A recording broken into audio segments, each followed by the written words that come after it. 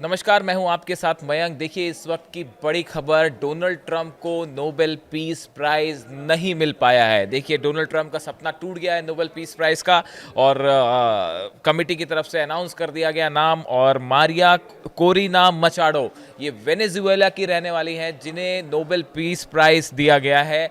और जैसा कहा जा रहा था कि डोनाल्ड ट्रंप की तरफ से पूरी कोशिशें की गई कि किसी तरह से नोबेल पीस प्राइज़ में वो रेस में रहें आगे और उन्हें ये अवार्ड मिले, लेकिन ऐसा नहीं हो पाया। देखिए, गज़ा में डील को लेकर बहुत चर्चाएं थी, और ये कहा जा रहा था कि जो ट्रंप इतनी तेज़ी दिखा रहे हैं गज़ा में हमास और इसराइल के बीच समझौता कराने को लेकर, डील कराने को लेकर, उसकी बड़ी वजह नोबेल पीस प्राइज़ है। डोनाल्ड ट्रंप ने कई बार कहा कि मैंने कई देशों के बीच जो है सीज़ फायर कराया, इस तरह के दावे उनकी तरफ से किए गए।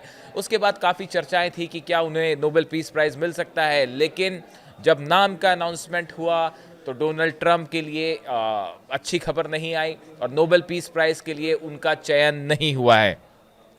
अब देखिए, ये पहला मौका ऐसा है जिसमें नोबेल पीस प्राइज़ किसे मिला, इससे ज़्यादा इस बात की चर्चा हो रही है कि नोबेल पीस प्राइज़ किसे नहीं मिला।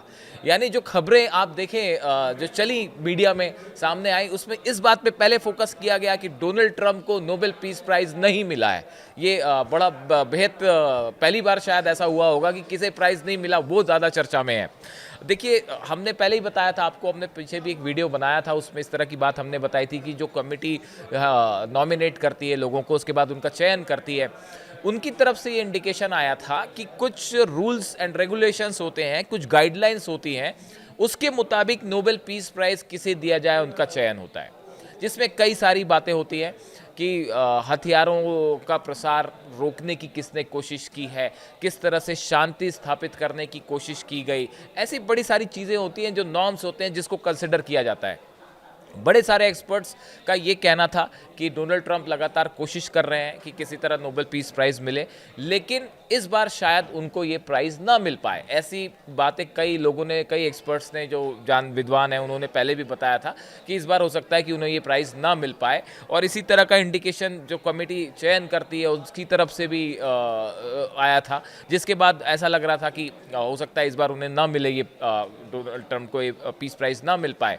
और देखिए, वही बात सच साबित हुई, और मारिया कोरिना मचाडो हैं, इनको, ये वेनेजुएला की रहने वाली है, इनको ये पीस प्राइज़ मिला है। अब देखिए कौन है इनके बारे में। देखिए, इनका जन्म 7 अक्टूबर 1967 का हुआ था। वह वेनेजुएला की प्रमुख विपक्षी नेता हैं और पेशे से इंडस्ट्रियल इंजीनियर हैं।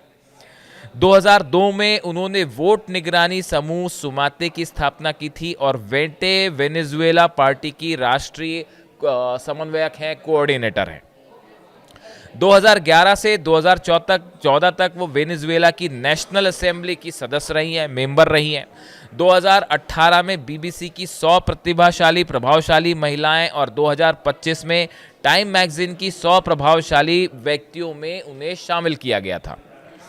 निकोलस मादुरो सरकार ने उनके देश छोड़ने पर प्रतिबंध लगा दिया था। इस तरह से खबरें आई कि उनको, उनका देश छोड़ने पर उन्होंने बैन कर दिया गया था। और 2023 में अयोग्यता के बावजूद उन्होंने 2024 के राष्ट्रपति चुनाव के लिए विपक्षी प्राथमिक चुनाव जीता, लेकिन बाद में उनकी जगह कोरिना योरिस को उम्मीदवार बना दिया गया था। तो देखिए, ये काफ़ी समय से वेनेजुएला में काम कर रही हैं, और वहाँ पे संघर्ष करती रही हैं। और जो देखिए बात निकल के सामने आई कि Venezuela's most influential opposition leader receives the award Machado as a brave and committed champion of peace who keeps the flame of democracy burning during a growing darkness. इस तरह की बात जो है वो कही जा रही है।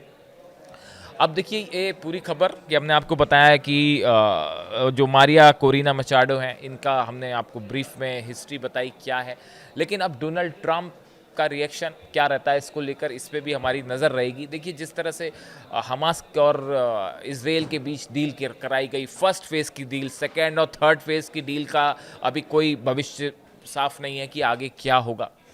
अब ऐसा कहा, कई लोगों की ऐसी राय थी कि ये जो तेज़ी दिखाई गई, फर्स्ट फेज़ की डील फ़ौरन करवाई गई, इसके पीछे मुख्य एम जो था, उद्देश्य था, वो शायद डोनाल्ड ट्रंप चाह रहे हैं कि नोबेल पीस प्राइज़ मिले। ऐसा कई लोगों की राय थी, कई लोगों ने इस तरह की बात की थी। लेकिन अब जब उन्हें नोबेल पीस प्राइज़ इस बार नहीं मिला है।